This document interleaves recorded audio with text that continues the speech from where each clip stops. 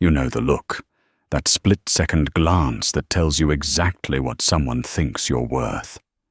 For Dominique Devereaux, standing at Gate 42 of JFK Airport in a hoodie and sneakers, that look came from a flight attendant named Patricia. Patricia thought she was looking at a confused economy passenger trying to sneak into first class. She thought she was looking at someone she could bully. What Patricia didn't know was that she wasn't just blocking a passenger. She was blocking the new owner of the entire airline. And in exactly 30 minutes, at 30,000 feet, Patricia is going to learn the most expensive lesson of her life. Buckle up. This is the story of how arrogance met its match. The irony of the situation wasn't lost on Dominique Devereaux. 3 hours ago, she had been sitting in a glass-walled conference room on the 50th floor of the Hudson Yards Tower, signing a document that was about to shake the foundations of the aviation industry. Her private equity firm, Devereaux & Kumsek, had just acquired a 51% controlling stake in Stratton Airways.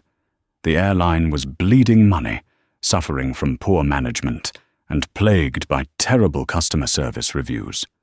Dominique had bought it for a song, but the deal was under strict embargo until Monday morning. Technically, at this exact moment, she owned the plane she was about to board. But nobody at JFK International Airport knew that. Dominique checked her reflection in the darkened window of the terminal. She didn't look like a woman who had just wired $4 billion. She looked like a tired mum on a grocery run. She was wearing a faded grey oversized hoodie from her alma mater, Howard University, black leggings that had seen better days, and a pair of worn-out Nike Dunks. Her hair was pulled back in a messy bun, and she wore zero makeup. It was a test, a deliberate, calculated test. Dominique had insisted on flying commercial, specifically Stratton Airways Flight 808 to London, to see the rot from the inside. She wanted to know exactly why this airline was failing before she fired the C-suite executives on Monday. She had booked Seat 1A, first class, under her maiden name, Dominique Lewis.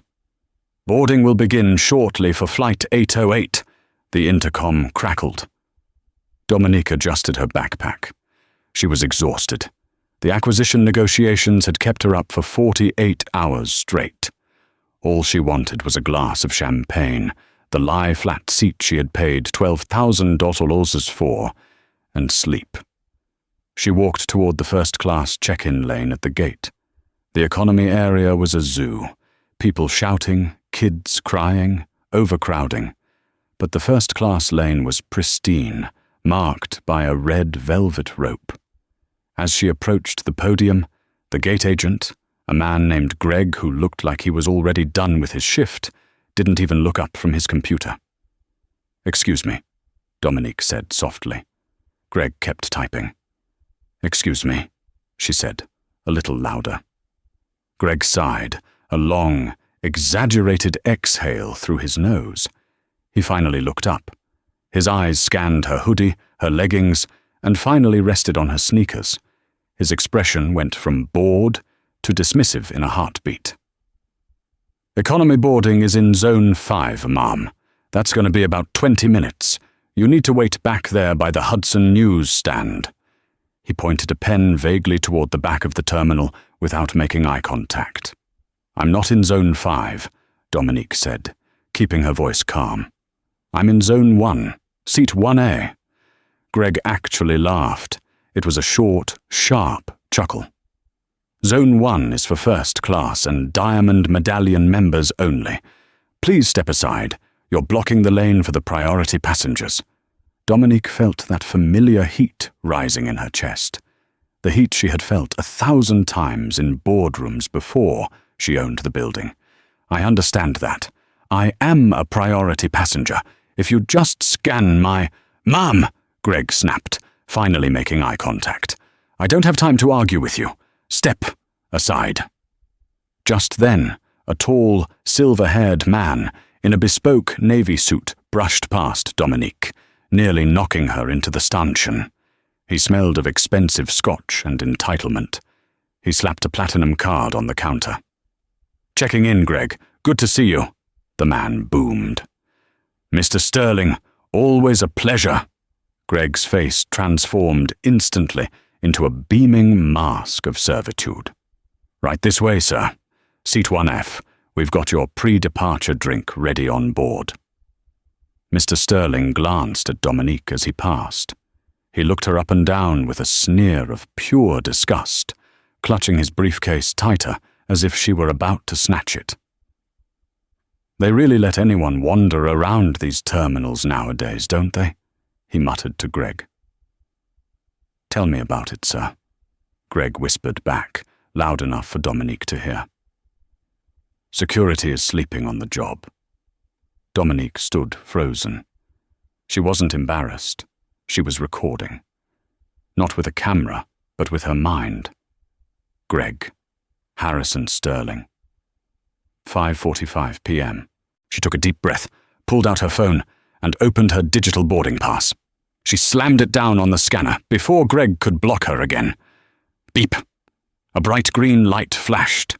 The screen read, "Passenger, Lewis, D. Seat, 1A.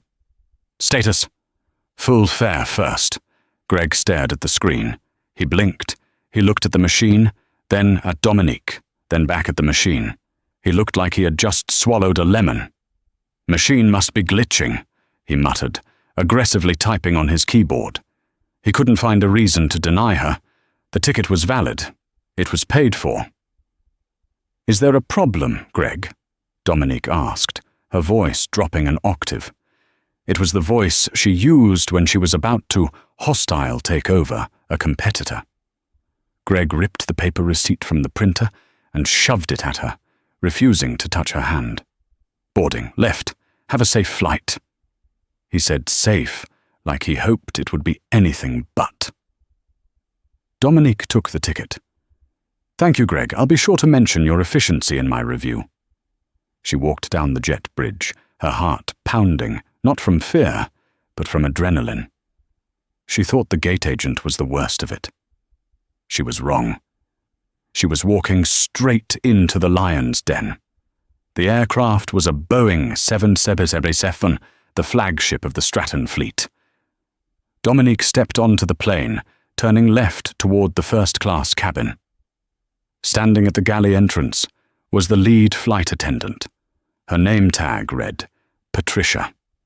Patricia looked like she had been cast in a movie to play a villain. Her blonde hair was sprayed into a helmet, so rigid it could likely withstand a hurricane. Her uniform was impeccably pressed, her red lipstick was applied with surgical precision, and her eyes were cold, hard marbles. As Dominique stepped into the first-class cabin, Patricia physically stepped into the aisle, blocking the path. "Boarding pass!" Patricia barked. She didn't say, "Welcome aboard." She didn't say, "Good evening," just a command. Dominique held up the ticket Greg had printed. Patricia snatched it. She stared at it for a long time. She looked at the date. She looked at the seat number. She looked at Dominique's hoodie.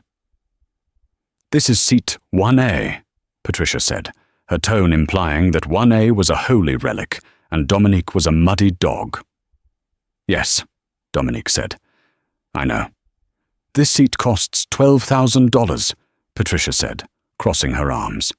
She was holding the ticket hostage. "I'm aware of the price. I paid it," Dominique replied, her patience thinning. "May I sit down? I've had a very long week." "I need to see ID," Patricia said. Dominique paused. "You checked my ID at TSA. The gate agent checked my ID. You don't need to see my ID to let me sit in my assigned seat." "I do if I suspect fraud," Patricia smiled. It wasn't a nice smile. It was the smile of a predator playing with food. We've had a lot of issues lately with staff, travel passes being stolen or sold. You look like you're on a buddy pass. Or maybe you found this ticket on the floor. Behind Dominique, the line of passengers was starting to build up.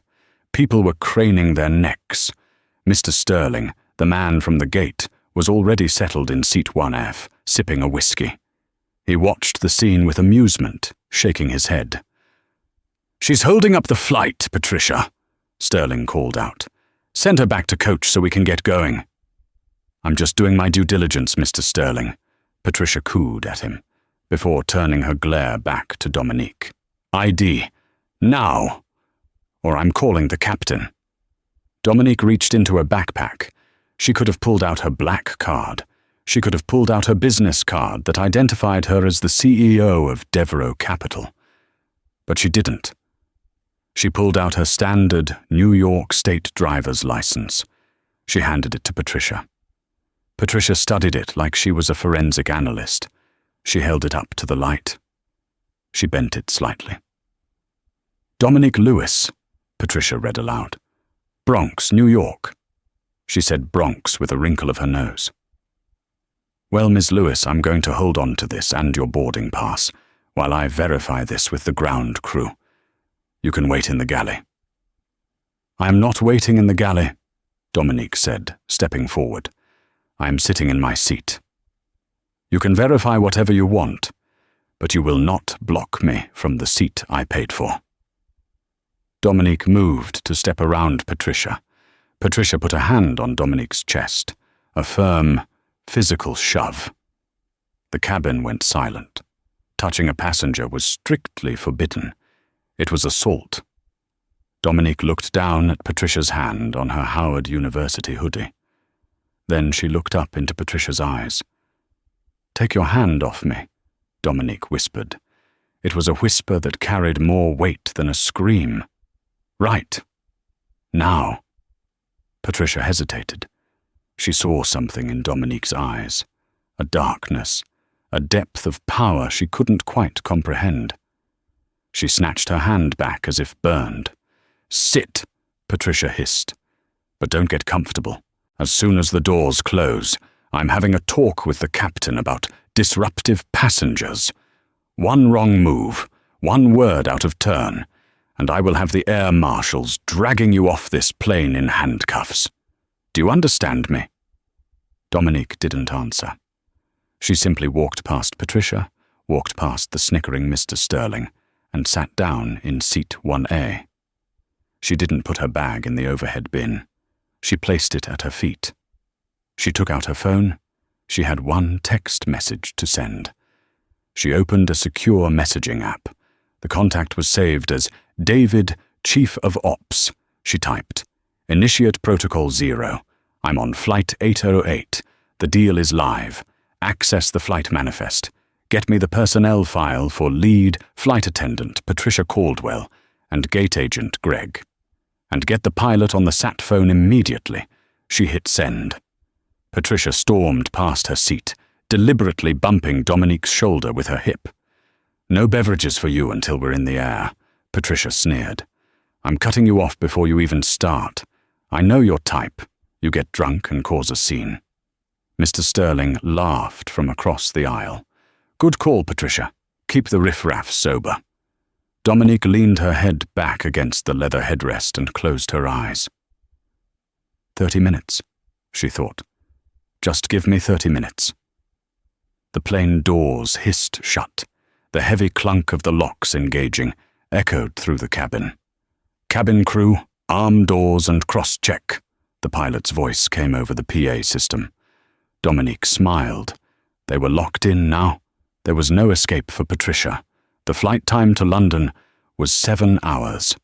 But for the crew of Flight 808, the trip was about to end a lot sooner than that. The Boeing 777 thundered down the runway and lifted into the night sky over New York. The moment the fasten seatbelt sign chimed off, Patricia sprang into action, transforming the first-class cabin into her own personal fiefdom. Dominique watched, analyzing every movement. She noticed the dust coating the air vents above her seat, a clear sign that the cleaning crews were cutting corners. She noticed the frayed stitching on the expensive leather armrest. Stratton Airways was rotting from the inside out, and Patricia was the perfect mascot for its decay. The service began. It was a performance art piece of calculated cruelty. Patricia rolled out the cart, laden with crystal decanters of premium spirits and warm, rosemary-scented nuts in porcelain bowls. She began with Mr. Sterling in 1F. Mr. Sterling, another double Doors 18. Neat. And I made sure the chef prepared the prime rib exactly medium rare for you tonight, Patricia cooed, leaning in conspiratorially. You're a treasure, Patricia, Sterling grunted, swirling his scotch. He glanced across the aisle at Dominique. At least someone here knows how things ought to be done. Patricia moved down the aisle, serving seats 2A, 2F, 3A. Every single passenger received a warm towel, a drink menu, and a personalized greeting. When she reached Seat 1A, she didn't just stop. She braked the cart with a jarring screech. Dominique had her laptop open now. She wasn't working. She was watching the live feed from the cockpit on the in-flight entertainment screen, waiting. Patricia leaned over Dominique, invading her personal space again. Put the computer away, Patricia snapped. I'm serving a meal. You're cluttering the cabin. Dominique calmly closed the lid of her MacBook Pro. I'll have the sparkling water with lime, please, and the sea bass for dinner. Patricia laughed. It was a brittle, ugly sound. We're out of the sea bass. The last one was just reserved for the gentleman in 4F. The menu says you carry enough for everyone in first, Dominique noted quietly. Things change. You get the chicken, or you get nothing. Patricia didn't wait for an answer. She reached under the cart, pulled out a plastic bottle of lukewarm Dasani water, the kind they served in economy, and dropped it onto Dominique's tray table. No glass, no ice, no lime. Oops, slipped, Patricia smirked. Dominique stared at the plastic bottle, wobbling on her table. Across the aisle, Mr. Sterling was enjoying his whiskey in cut crystal. Is there a problem here, Patricia? Sterling called out, his voice thick with alcohol. Is she harassing you again? Captain Henderson is a friend of mine. I can have him come back here and sort this out. Oh, don't worry, Mr. Sterling.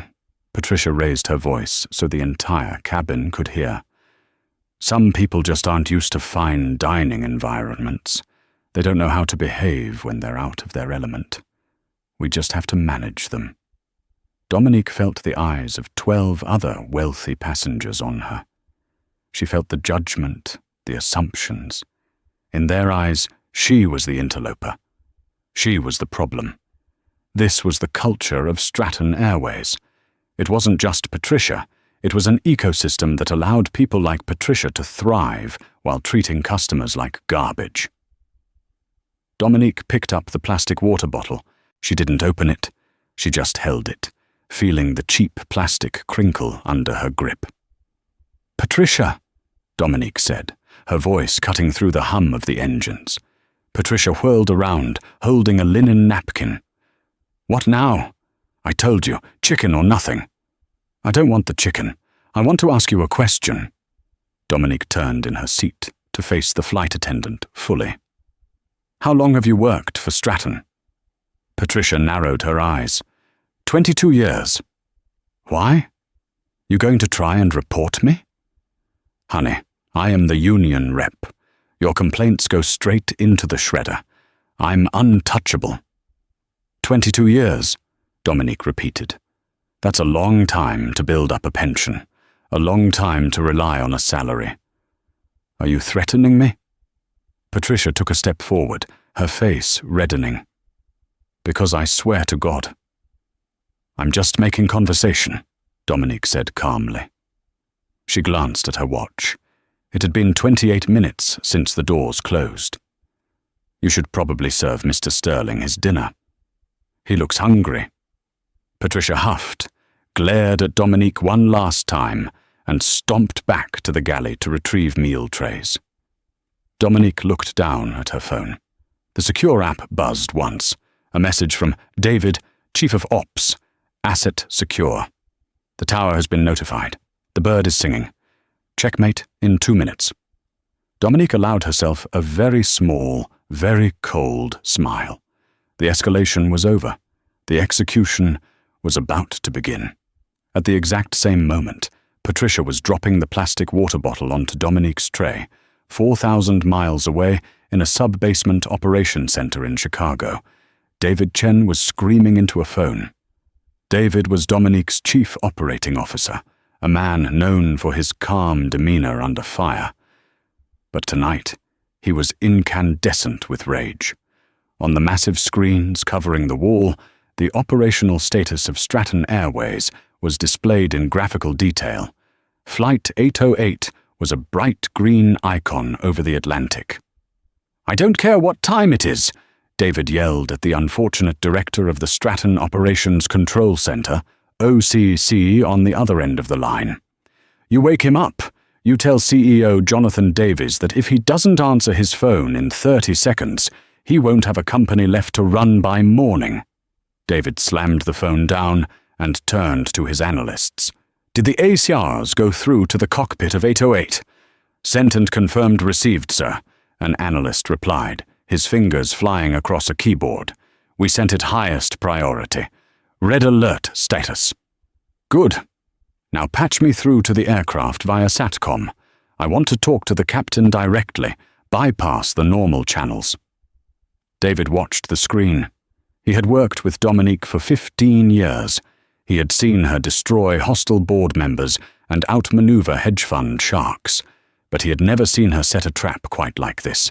He almost felt sorry for the flight crew. Almost. In the cockpit of Flight 808, 35,000 feet above the ocean, the atmosphere was tranquil. Captain Mark Henderson, a 20-year veteran, was sipping coffee while First Officer Luke Evans monitored the autopilot. Suddenly, the ACARS printer in the center pedestal began to chatter violently, spewing out a long strip of thermal paper. Simultaneously, a high-pitched "Cell-Cal" chime rang through their headsets, indicating an incoming satellite call from the company. "What in the hell?" Captain Henderson muttered, setting down his coffee. "We're barely an hour out. What's the emergency?" First Officer Evans tore off the ACR's message. As he read it, all the color drained from his face. "Mark," Evans whispered, his voice trembling, "you need to read this." Henderson grabbed the paper. The message was typed in bold capital letters, reserved only for catastrophic engine failures or hijackings. From Stratton Global OPS Center. Priority, read to Capt. Henderson, Flight 808. Subject, VVIP on board. Code Black. The individual in seat 1A, Dominique Lewis, is Dominique Devereaux. She is the new majority owner and CEO of Stratton Airways, effective 0900 Monday. She is currently conducting an undercover audit. We have received confirmed reports of severe misconduct, harassment, and assault against the CEO by your lead flight attendant, Patricia Caldwell, and ground staff at JFK. The CEO has initiated Protocol 0. Immediate actions required. 1. You will treat Miss Devereaux as the head of state. Her authority supersedes yours in all non-safety matters. 2. You are on a SATCOM call with David Chen, Co. of Devereaux Capital. Pick up immediately. 3. Do not alert Patricia Caldwell to the nature of this situation. Bring her to the cockpit immediately for a disciplinary meeting with the new CEO via interphone. Your careers depend on your next actions. Captain Henderson stared at the paper. His hand started to shake. He knew Patricia. He knew she was difficult, a bully who used her union status as a shield. He had ignored her behavior for years because it was easier than fighting her. But he never imagined she would be stupid enough to bully the woman who just bought the airline. Jesus Christ, Henderson breathed. Seat 1A, the woman in the hoodie. Patricia was bragging before takeoff about how she was going to make that passenger's life miserable. Evans swallowed hard. She thought she was a non-rev abuser. The SATCOM light was blinking furiously. Henderson punched the button. "Flight 808, Captain Henderson speaking." "Captain Henderson, this is David Chen." The voice on the other end was ice cold, crisp as if he were in the jump seat behind them. "Do you have the ACARS?" "Yes, Mr. Chen, we have it. I had no idea." "Your ignorance is not my concern right now, Captain. Ms. Devereux's safety and comfort are." "Is she secured?" "Yes, sir. She is in 1NA. "Here is what is going to happen," David Chen commanded. "You are going to summon Patricia Caldwell to the flight deck. You will tell her it is a security issue regarding a passenger. Once the door is locked behind her, you will put me on speaker. Do not screw this up, Captain. You are currently flying a $4 billion liability." "Understood, sir," Henderson said, his throat dry. He hung up the SATCOM call. He looked at his first officer. They exchanged a look of pure terror. Henderson picked up the cabin interphone handset and dialed the first-class galley. In the galley, Patricia was happily preparing a lukewarm, rubbery chicken meal for Seat 1A, debating whether to accidentally spill some sauce on the passenger's hoodie. The interphone rang. She picked it up with a sigh. "Flight deck, this is Patricia. What do you need, Mark? I'm in the middle of service." "Patricia, I need you in the cockpit immediately." Captain Henderson's voice sounded strained, tight. "Now. Mark, I'm serving Mr. Sterling his prime rib. Can't it wait?" "No, it cannot wait. It's a security issue, regarding the passenger in 1A. Patricia's eyes lit up. A triumphant grin spread across her face. "Oh? Did she finally snap? Did she do something? I told you, Mark. I told you she was trouble." "Just get up here, Patricia, now, and make sure the cabin curtain is closed." Patricia slammed the phone back into the cradle. She felt a surge of adrenaline. This was it. She was going to get that uppity woman thrown off the plane, maybe even arrested in London. She had won. She smoothed her uniform, checked her lipstick in a metal reflective surface, and marched toward the cockpit door. As she passed Dominique in Seat 1A, Patricia couldn't resist one last jab. "Looks like your little attitude problem just caught up with you," Patricia whispered gleefully. "The captain wants to see me. You better hope you enjoy prison food more than the chicken." Dominique didn't look up from her plastic water bottle. She just calmly turned a page in the magazine she wasn't reading. Patricia knocked the secret code on the reinforced cockpit door. The lock buzzed, and she stepped inside, closing the heavy door behind her. The cockpit was dark, illuminated only by the dozens of screens and dials. "All right, Mark, what did she do?" Patricia demanded, hands on her hips, ready to spill her fabricated story of how Dominique had threatened her. She stopped. Captain Henderson wasn't looking at her. He was staring straight ahead, his knuckles white on the yoke. First Officer Evans was intensely focused on a weather radar screen that wasn't showing any weather. The atmosphere in the small space was suffocatingly heavy. "Mark?" Patricia said, her voice losing some of its bravado. "What's going on?" Captain Henderson pointed a shaking finger toward the center console. The SATCOM speakerphone was active. A green light indicated a live connection. "Have a seat on the jump seat, Patricia," Captain Henderson said flatly. "There's someone who wants to speak with you." Patricia sat on the uncomfortable, fold-down jump seat behind the pilots. The cockpit was dim, lit only by the amber glow of the instrument panels. The hum of the engines was louder here, a constant, roaring reminder that they were trapped in a metal tube miles above the freezing Atlantic. "Who is this?" Patricia asked, crossing her arms defensively. "If this is crew scheduling trying to change my return trip, I'm not interested." "This isn't scheduling, Patricia," the voice on the speakerphone said. It was deep, calm, and terrifyingly clear. "This is David Chen, Chief Operating Officer of Devereux Capital." Patricia blinked. Devereux Capital. I don't know who that is. I work for Stratton. As of 5 p.m. today, Devereux Capital is Stratton, David replied. We acquired the majority share. We own the plane you are sitting in. We own the fuel in the wings. And unfortunately for you, we currently own your employment contract. Patricia felt a cold prickle of sweat down her back. She looked at Captain Henderson. He stared straight ahead, refusing to meet her eyes. I didn't know, Patricia stammered, her voice losing its edge. But what does this have to do with the passenger in 1A? She's disruptive. She's— Stop, David cut her off. The single word was like a whip crack. Do not lie to me, Patricia. Do not add perjury to your list of offences. There was a pause, heavy and suffocating. The woman in Seat 1A is Dominique Devereux, David continued, articulating every syllable. She is the CEO of the company that just bought this airline. She is my boss, and she is your boss. The air left Patricia's lungs.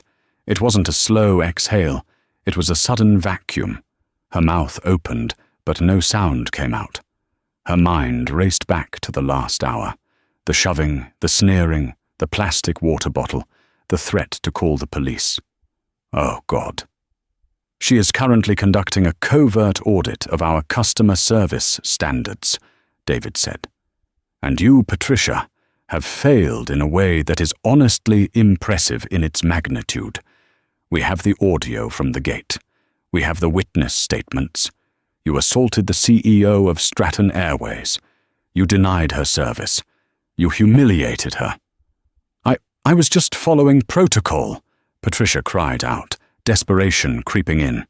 She didn't look like a CEO. She was wearing a hoodie. How was I supposed to know? That is exactly the point. David's voice dropped lower, becoming more dangerous. You judged a customer based on her appearance. You treated her with contempt because you thought she was powerless. That is not protocol. That is bias. And it is cancer to this company. I can fix it, Patricia pleaded, standing up in the cramped space. She reached for the captain's shoulder, but he flinched away. Mark, tell him. I'm a good lead. I've been here 22 years.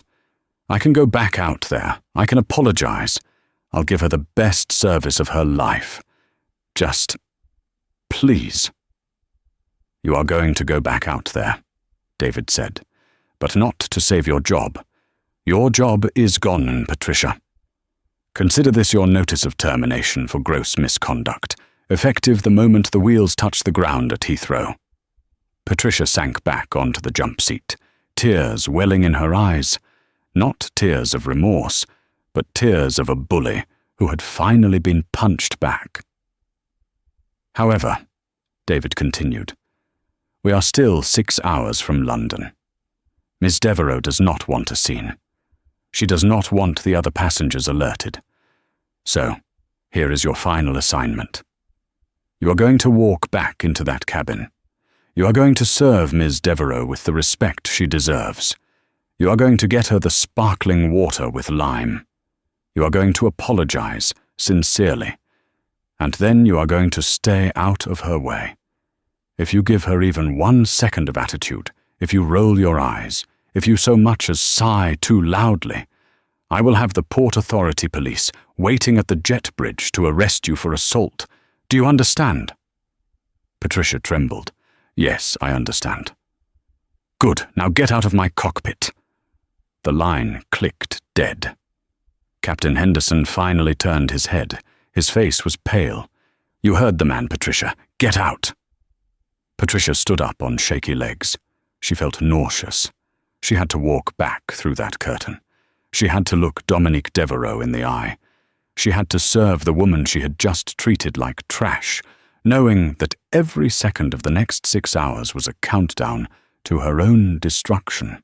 She opened the cockpit door and stepped back into the cabin.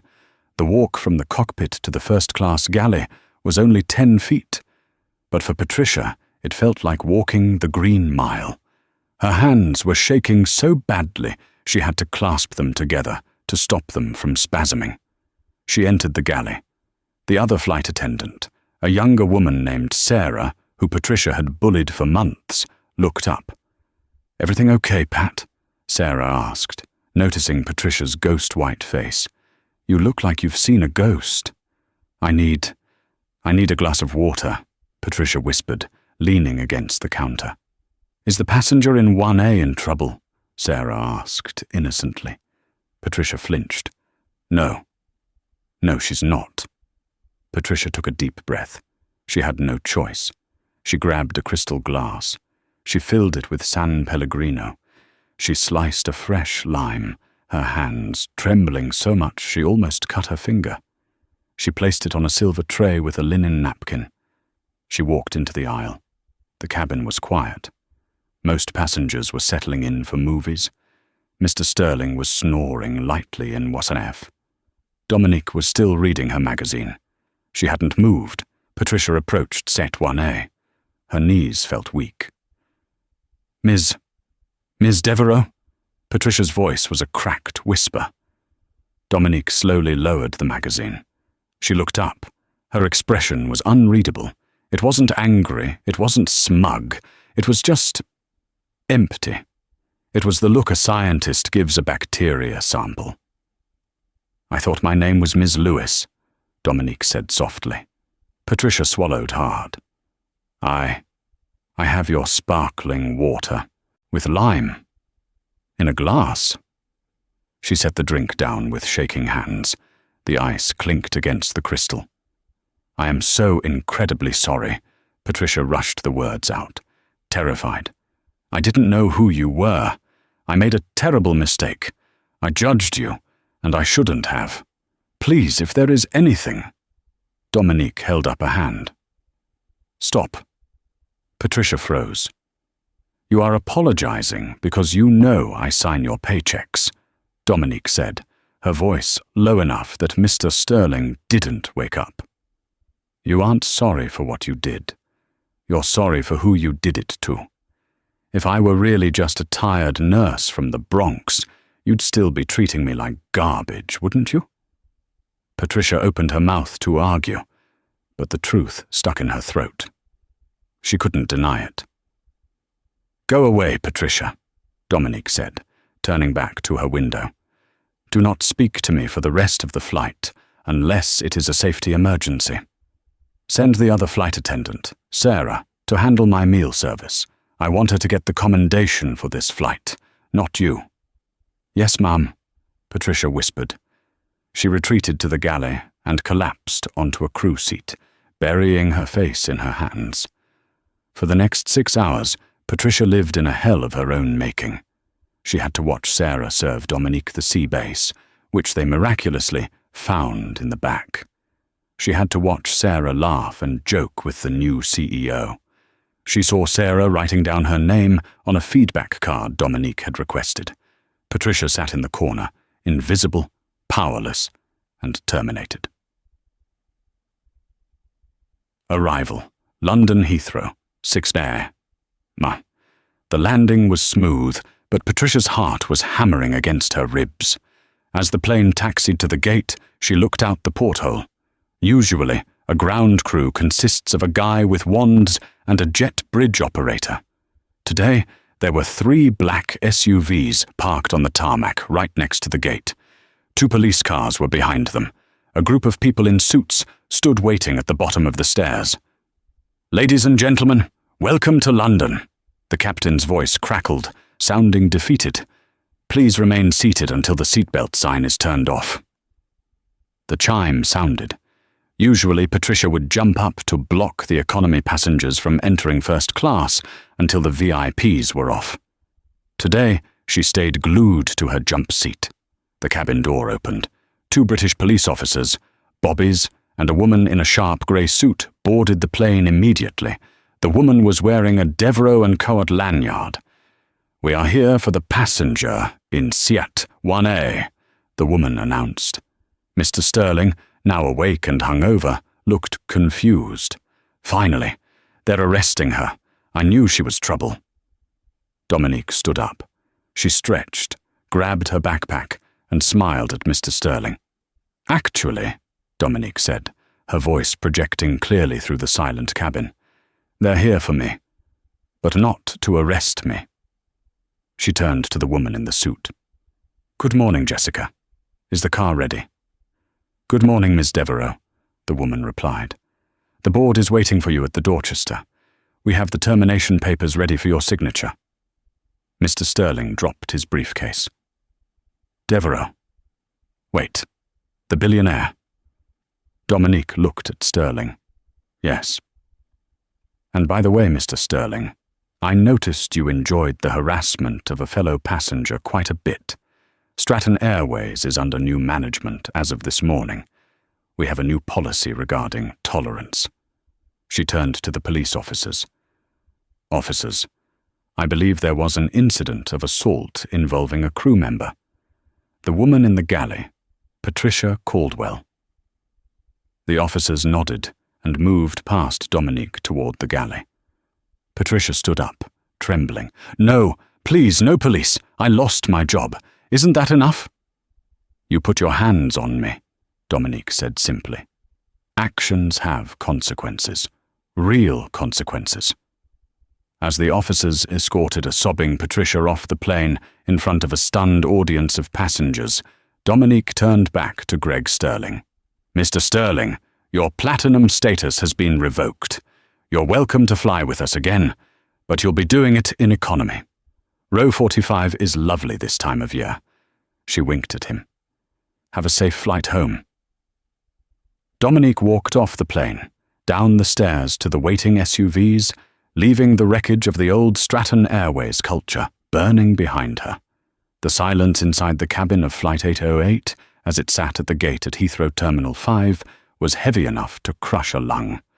The fasten seatbelt sign flicked off with a cheerful ding, but nobody moved. The usual scramble for overhead bins didn't happen. The passengers in first class were paralyzed, their eyes darting between the woman in the hoodie in seat 1A and the trembling flight attendant in the galley. Patricia Caldwell was no longer the imposing gatekeeper of the sky. She was a ruin. Her perfectly sprayed blonde helmet of hair seemed to have wilted. Her red lipstick, once war paint, now looked like a clown's smear against her chalk-white skin. She stood by the galley curtain, gripping the fabric so hard her knuckles were translucent. Dominique Devereux unbuckled her seatbelt. The click echoed like a gunshot. She didn't stand up immediately. She took her time. She reached into her backpack, pulled out a stick of gum, unwrapped it, and popped it into her mouth. She chewed slowly, savoring the mint, while staring directly at Mr. Harrison Sterling across the aisle. Sterling, the man who had joked about her being riff-raff, was sweating profusely. He was holding his platinum card in his hand, rubbing it like a worry stone. He tried to offer a weak, sickly smile. Miss Devereux," Sterling stammered, his voice cracking. I must say, this is quite a surprise. If you had known I was a billionaire, you would have treated me like a human being," Dominique finished his sentence, her voice calm but cutting. "But because you thought I was poor, you treated me like an inconvenience. That's the difference between us, Harrison. I don't need a balance sheet to tell me who deserves respect." She stood up, smoothing the wrinkles on her Howard University hoodie.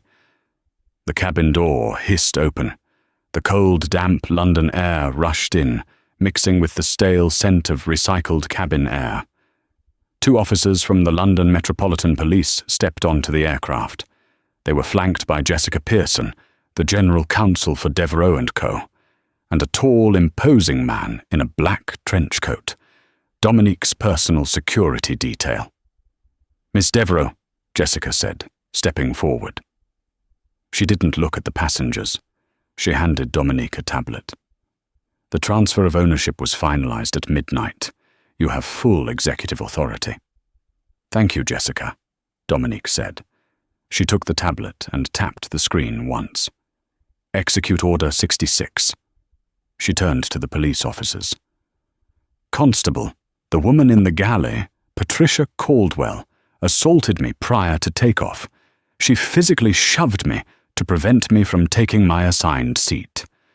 We have the CCTV footage from the gate, and we have the cockpit voice recording where she admitted to the captain that she targeted me based on my appearance." Patricia let out a strangled sob. "I didn't. It was a misunderstanding. I was protecting the cabin." "Officer!" Patricia screamed, lunging forward. "I have been with this airline for 22 years. I am a union representative. You can't touch me." The officer, a stern man with no time for nonsense, stepped into her personal space.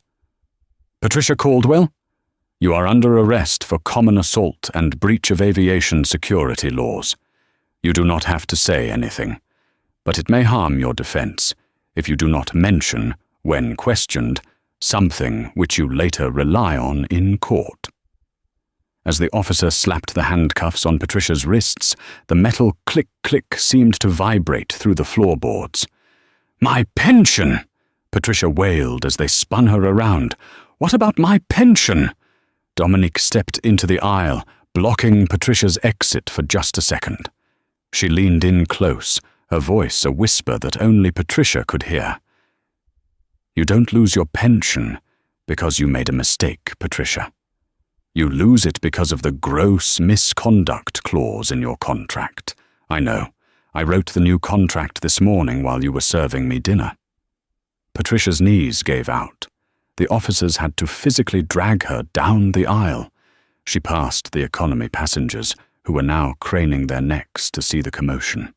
The woman who had terrorized flight crews and passengers for 2 decades was hauled off the plane, weeping like a child, her mascara running in black streaks down her face. Dominique turned back to the cabin. She looked at Sarah, the young flight attendant who was cowering in the corner of the galley, terrified she was next. "Sarah," Dominique said gently. Sarah jumped. "Yes. Yes, Miss Devereux." "You poured the best glass of sparkling water I've ever had," Dominique smiled. "Report to the corporate office in London on Monday at 9 a.m. Bring a notepad. You're going to help me fire the entire training department." Sarah's jaw dropped. Dominique grabbed her backpack and walked off the plane. As she passed the cockpit, Captain Henderson was standing in the doorway, head bowed. "Captain," Dominique said without stopping, "fly the plane back to New York, then go home. Do not come back to work until you receive a call from my office. We need to discuss why a man with 4 stripes on his shoulder let a bully run his airplane." She didn't wait for an answer. She walked down the jet bridge stairs to the waiting black SUV, leaving the wreckage of Stratton Airways' old culture behind her. The next morning, JFK International Airport. The sun was shining over New York, but for Greg, the gate agent, a storm was brewing. He arrived at work at 5:45 a.m., whistling. He had a coffee in one hand and a bagel in the other.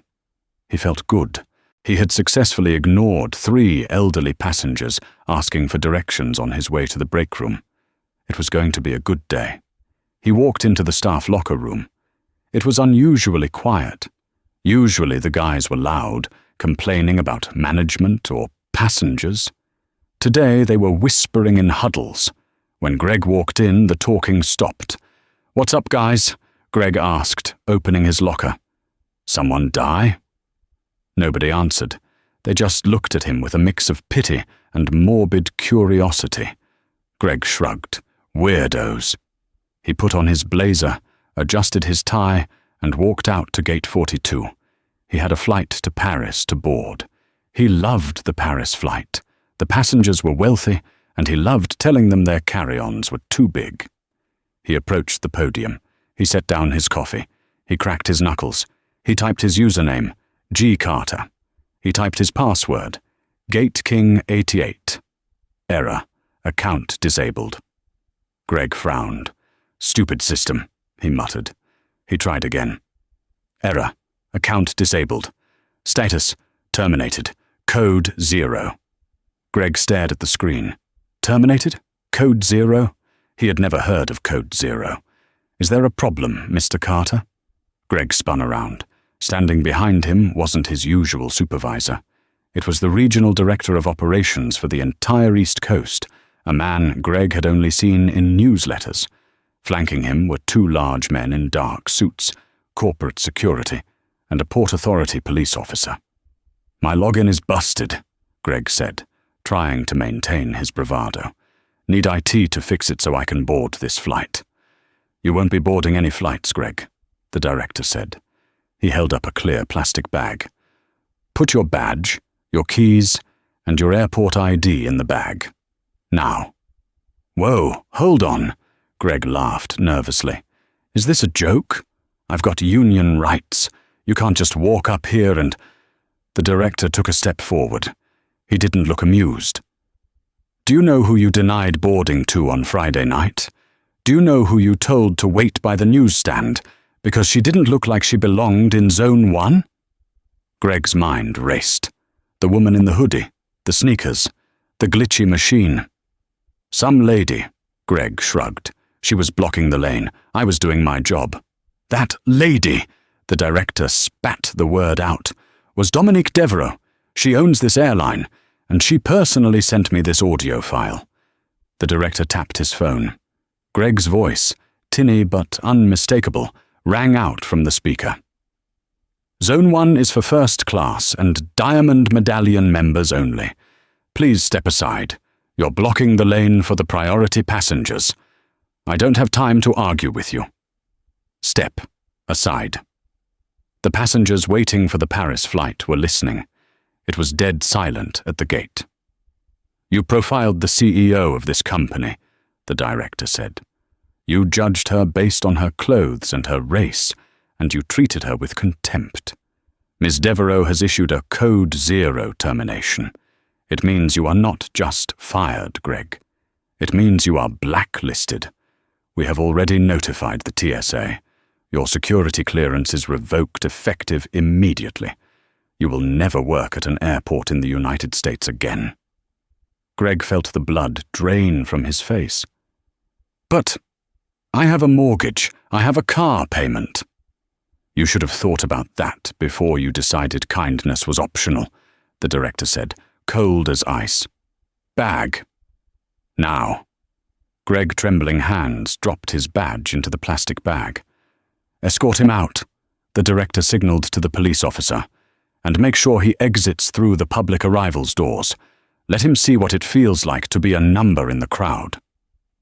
As Greg was marched away, humiliated, flanked by security, he looked at the faces of the passengers he used to bully. They weren't looking at him with fear anymore. They were looking at him with satisfaction. Stratton Airways headquarters, the boardroom, the glass-walled conference room on the top floor of the Hudson Yards Tower, offered a panoramic view of Manhattan, but nobody was looking at the view. The 12 members of the board of directors were looking at Dominique Devereaux. She stood at the head of the table. She wasn't wearing a hoodie today.